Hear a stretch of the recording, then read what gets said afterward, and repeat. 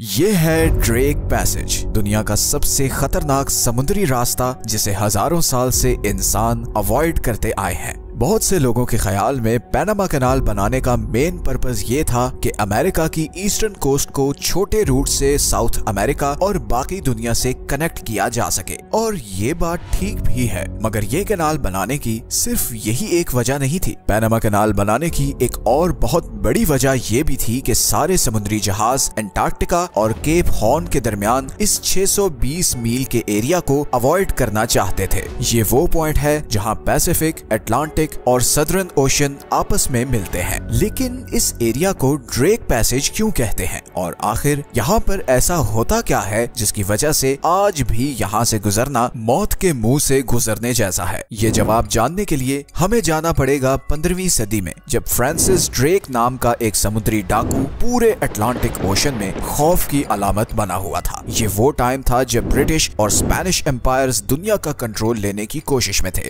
Francis कोई आम pirate नहीं था, बल्कि उसे ब्रिटिश एम्पायर की डायरेक्ट सपोर्ट हासिल थी, और इसी सपोर्ट पर वो ब्रिटिश एम्पायर के लिए अफ्रीकन शहरों पर अटैक करता, उन्हें लूटता और उनके लोगों को गुलाम बनाकर ब्रिटेन ले जाता। ब्रिटिश एम्पायर फ्रांसिस से बहुत खुश थी और इसीलिए उसने फैसला किया कि साउथ अमेरिका में स्पेनिश एम्पायर के कंट्रोल को तोड़ने के लिए फ्रांसिस को भेजा जाए। प्लान ये था कि फ्रांसिस साउथ अमेरिका की ईस्टर्न कोस्ट लाइन पर मौजूद शहरों और गाँव को कनकर करता हुआ स्ट्रेट ऑफ मैगेलन में घुसेगा और फिर साउथ अमेरिका की वेस्टर्न कोस्ट लाइन पर मौजूद विलेजेस को अटैक करके ब्रिटिश कंट्रोल में शामिल करता जाएगा। इस दौरान वो जितने भी शहरों को लूटना चाहे लूट सकता है। ब्रिटिश एम्पायर का सिर्फ इंटरेस्ट ये था कि साउथ अमेरिका की सारी कोस्ट लाइन ब्रिटिश के कंट्रोल में आ जाए। ड्रेक दिसंबर 1577 में 200 लोगों के साथ 5 शिप्स पर इस सफर पर निकला। अप्रैल में वो अर्जेंटीना तक पहुंचा ही था कि उसके लोगों में फूट पड़ गई और ड्रेक ने ये फूट डालने वाले अपने तकरीबन 40 साथियों को अर्जेंटीना में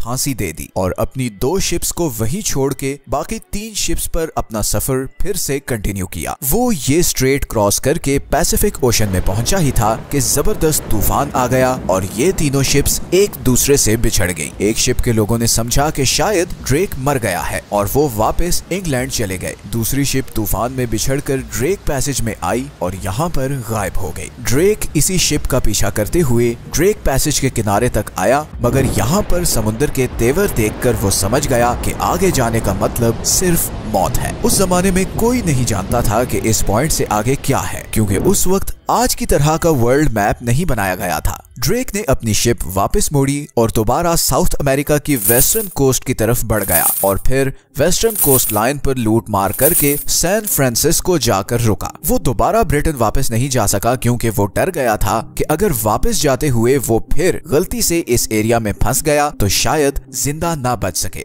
इसीलिए इस एरिया का नाम ड्रेक पैसेज रखा गया, क्योंकि समुद्र के इस हिस्से में उससे पहले कोई और शिप लेकर नहीं आया था, या आया भी हो तो वो शायद जिंदा नहीं बचा था कि वापस जाकर किसी को कुछ बता सके। ड्रेक ने अपने करीबी साथियों को बताया था कि उसे लगता है कि समंदर के उस पार शायद कोई दूसरी दुनिया है या कोई ऐसा जजीरा है जहाँ पर इससे पहले कोई नहीं जा सका। ड्रेक असल में जिसे आइलैंड समझ रहा था वो अंटार्कटिका था। हजारों साल से इंसानों का मानना था कि यहाँ पर कोई कॉन्टिनेंट जरूर है। एंशिएंट ग्रीक्स इसे टेरा ऑस्ट्रेलिस इनकॉग्निटा मतलब द अननोन सदर्न लैंड कहते थे, लेकिन किसी ने भी अपनी आंख से इसे नहीं देखा था। 17th सेंचुरी में ब्रिटिश एक्सप्लोरर कैप्टन कुक इसी सदर्न कॉन्टिनेंट की खोज में निकला। वो ये सारा अटलांटिक ओशन क्रॉस करके साउथ ओशन में घुस गया, मगर उसे अंटार्कटिका नजर नहीं आया और वापस आते हुए उसकी शिप इसी ड्रेक पैसेज में फंस गई और वो बहुत ही मुश्किल से वहां से जान बचाकर निकला। कैप्टन कुक दोबारा कभी इस समुद्र में नहीं गया।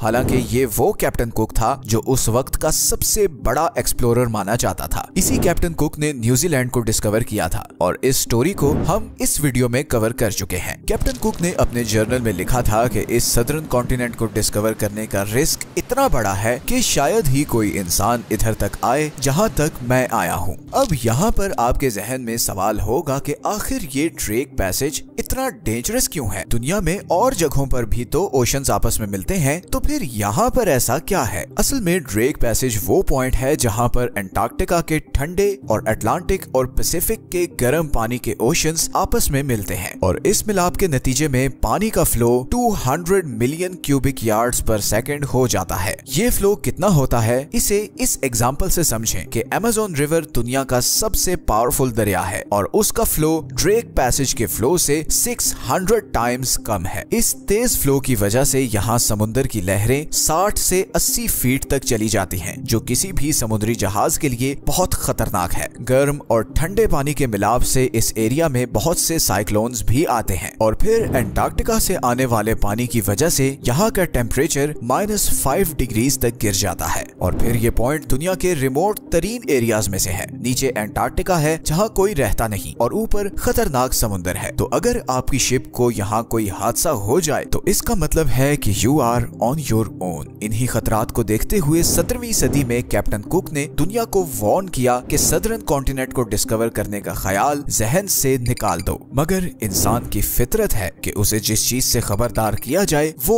उसकी खोज जरूर लगाता है और ऐसा ही हुआ। 20th सेंचुरी के आते ही हर तरफ एक्सप्लोरेशंस और डिस्कवरीज का क्रेज हो गया। सब एक्सप्लोरर्स की नजरें अब साउथ पोल पर थीं। 1914 में मशहूर ब्रिटिश एक्सप्लोरर अर्नेस्ट शैकल्टन ने अंटार्कटिका को एक्सप्लोर करने का इरादा किया। अटलांटिक ओशन को क्रॉस करते हुए वो जब इसी ड्रेक पैसेज के पास पहुंचा तो समुद्र की लहरों ने उसकी शिप को इधर बर्फ के ग्लेशियर्स में धकेल दिया और उसकी शिप मुकम्मल तबाह हो गई। अर्नेस्ट ने अपने कुछ साथियों को इधर बर्फ पर उतारा और बाकी 5 साथियों को लेकर एक छोटी सी लाइफ बोट में करीब ही किसी आइलैंड की तलाश में निकला ताकि कहीं से हेल्प ले सके। 1 महीना समुद्र में भटकने के बाद आखिरकार अर्नेस्ट साउथ जॉर्जिया आइलैंड पहुंच गया, मगर इस 1 महीने में उसने जो कुछ एक्सपीरियंस किया उसको उसने कुछ ऐसे लिखा कि this is the worst and most dangerous part of our world's oceans और मेरा इस आइलैंड तक पहुंचना किसी मिरेकल से कम नहीं है। अर्नेस्ट ने ये भी कहा कि Antarctica is the last great journey left to man. अगले 3 महीनों में 3 अटेम्प्ट्स करके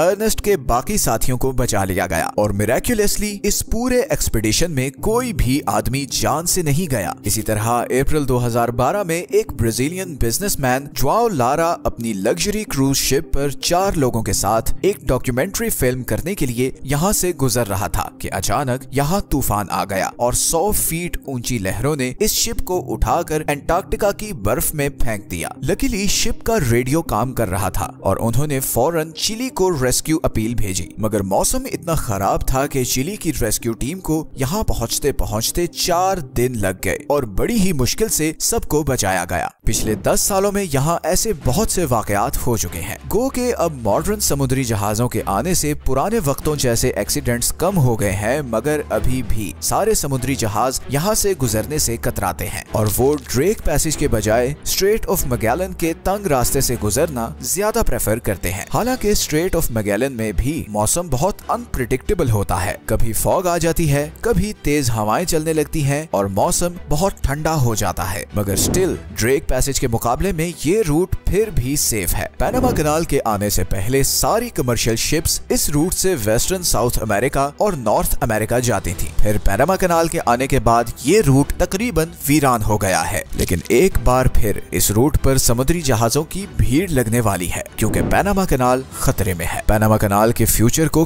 किस चीज ने खतरे में डाला है, इस पर हमने ये वीडियो बनाई है। ड्रेक पैसेज हमारी दुनिया के नो गो एरियाज में से एक है, लेकिन ये गैप हमारी दुनिया के लिए बहुत जरूरी भी है क्योंकि अंटार्कटिका की बर्फ जब पिघलती है तो सारा पानी यहीं से दुनिया के बाकी समुद्रों में जाता है। ये ड्रेक पैसेज एक एग्जाम्पल भी है कि हमारी टेक्नोलॉजी जितनी भी महान हो जाए, नेचर के सामने हम आज भी उतने ही बेबस हैं जितने हजारों साल पहले थे। अगर आपको ये वीडियो अच्छी लगी है तो चैनल को सब्सक्राइब जरूर कर लें। आपके लिए तो शायद ये छोटी सी चीज हो, मगर हमें इससे बहुत मोटिवेशन मिलती है। मिलते हैं नेक्स्ट वीडियो में एक और इंटरेस्टिंग टॉपिक के साथ। अपना ख्याल रखें। अल्लाह हाफिज।